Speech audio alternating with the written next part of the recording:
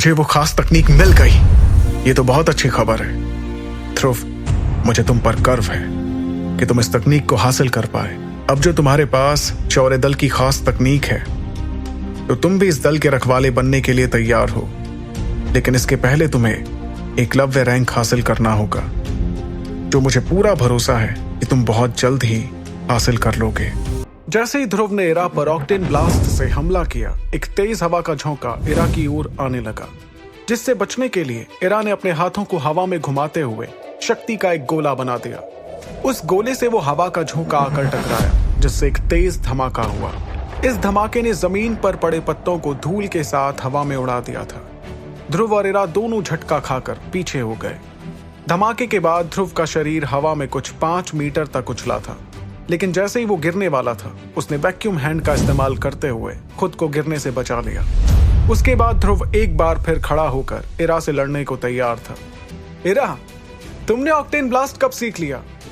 ध्रुव की हैरानी देखते हुए इरा ने जवाब में कहा, यह ऑक्टेन ब्लास्ट नहीं, बल्कि क्लास 2 की हाई लेवल तकनीक स्वॉलो रिटर्न थी। अगर इसमें महारत हासिल कर ली जाए तो हम अपने सामने वाले का हमला कॉपी कर सकते हैं। फिलहाल तो मैं इसे सीख रही हूँ, इसलिए ऑक्टेन ब्लास्ट को सिर्फ 10% ही कॉपी कर पाई। इतने में ध्रुव को अचानक अपने हाथ में तेज दर्द हुआ। तभी उसे समझ आया कि इरा से लड़ाई के कारण वो बहुत थक चुका था। फिर ध्रुव ने हाथ में शर्ट पकड़े हुए एक चट्टान पर लेटकर थोड़ा आराम करना सही समझा। फिर उसने इरा की तरफ देखते हुए कहा, 2 महीने गुजर गए और मैं अब तक 8 सितारों पर ही अटका हुआ हूँ। इस बात से इरा समझ गई थी कि ध्रुव थोड़ा परेशान दिख रहा था। 8 सितारों से 9 सितारों का सफर कुछ ज्यादा लंबा लगता है। मेरे साथ भी ऐसा ही हुआ था, लेकिन तुम्हें फिक्र करने की कोई जरूरत नहीं है ध्रुव। जब सही वक्त आएगा तो तुम। ध्रुव भी अपनी आंखें बंद कर ही रहा था कि अचानक उसे नींद लग गई। इरा को इसका अंदाजा हुआ और उसने धीमी आवाज में कहा, ध्रुव। लेकिन ध्रुव तो इस वक्त सो चुका था। यह देखकर इरा ने हंसते हुए अपना सिर हिलाया। फिर हंसना रोककर इरा ने अपनी आंखें बंद की और अपनी कलाई को घुमाना शुरू किया। तभी अचानक उसके हाथ पर एक सुनहरी सी चमकती हुई धूल दिखाई देने लगी। उसने उस धूल को अपनी उंगलियों में दबाया और फिर ध्रुव के सिर से पैर तक उसे छिड़कने लगी। उसके छिड़कते ही वो धूल जैसे ध्रुव के शरीर में समाने लगी थी। लेकिन इस वक्त इरा पसीने से तरबतर हो गई थी। इरा बिना हार माने ध्रुव पर लगातार शक्ति छिड़क रही थी और अब कमजोरी से उसके दांत तक कड़कड़ाने लगे। तो रुककर उसने सोते हुए ध्रुव को देखकर धीमी आवाज में कहा, बधाई हो ध्रुव, आखिर तुम 9 सितारों तक पहुंच ही गए और मैं जानती हूं कि सिर्फ कुछ महीनों में तुम एकलव्य रैंक भी हासिल कर लोगे। उसके बाद इरा मुस्कुराते हुए ध्रुव के बगल में लेट गई और धीरे धीरे वो भी नींद के आगोश में चली गई। कुछ देर बाद जब सूरज लगभग डूबने ही वाला था, तब ध्रुव की गहरी नींद खुली। उसने देखा कि इरा उसके बगल में ही लेटी हुई थी। जैसे ही ध्रुव उस चट्टान से उठने लगा, अचानक इरा की नींद खुली और उसने मुस्कुराते हुए ध्रुव से पूछा, तो आखिर शिरोमणि ने आंखें खोल ही ली? ये सुनकर ध्रुव भी मुस्कुराने लगा और उस चट्टान से उठकर अपने अकड़े हुए शरीर की हड्डियां चटकाने लगा। हड्डी चटकाते वक्त उसे महसूस हुआ कि उसकी शक्तियां बढ़ गई थी।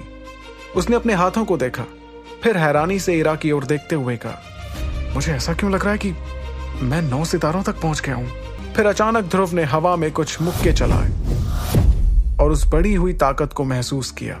उस ताकत के एहसास से उसके चेहरे पर एक मुस्कान आ गई थी। आज का दिन बहुत अच्छा है, इसलिए मेरे 9वें सितारे की खुशी में मैं तुम्हें एक छोटी सी पार्टी देता हूँ, लेकिन उसके लिए हमें वापस मैसोडोरिया जाना होगा, इसलिए थोड़ा जल्दी चलते हैं। उसकी बात सुनकर इरा ने भी मुस्कुराते हुए कहा, छोटी मोटी नहीं, बहुत बड़ी पार्टी चाहिए मुझे। एक तो तुमने मुझे इतना इंतजार कराया, उसका क्या? इस पर ध्रुव ने चालाकी से जवाब दिया, उसकी पार्टी मैं अगली बार दे दूंगा, अभी पैसों की थोड़ी कमी है। इस बात से दोनों जोर जोर से हंसने लगे और उनकी हंसी पूरे जंगल में गूंजने लगी। पार्टी के बाद वो लोग घर आ गए थे। ध्रुव आखिरकार अपने कमरे में आकर उछलते हुए बिस्तर पर लेट गया। उसके चेहरे पर सितारों के बढ़ने की खुशी साफ झलक रही थी। धीमी आवाज में उसने खुद से कहा, आखिरकार मैं जल्द ही एक बार फिर से एकलव्य बन जाऊंगा। ध्रुव ने इतना कहा ही था कि उसे एक बूढ़े आदमी के हंसने की आवाज सुनाई दी। उस आदमी ने हंसते हुए ध्रुव से कहा, इसमें इरा का एक बहुत बड़ा हाथ होगा, आज वो ही तुम्हें 9 सितारों तक लाई है।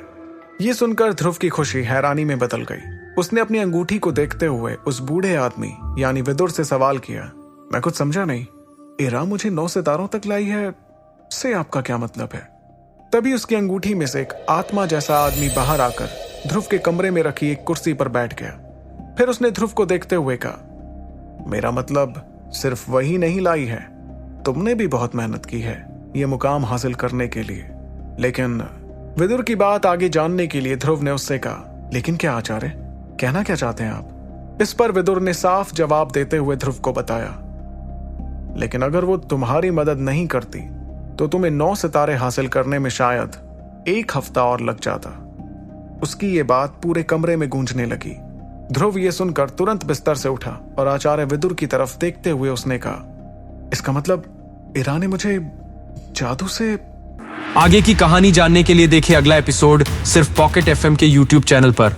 और सुपर योद्धा के सारे एपिसोड्स को सुनने के लिए डिस्क्रिप्शन में दी लिंक से डाउनलोड करें पॉकेट एफएम ऐप।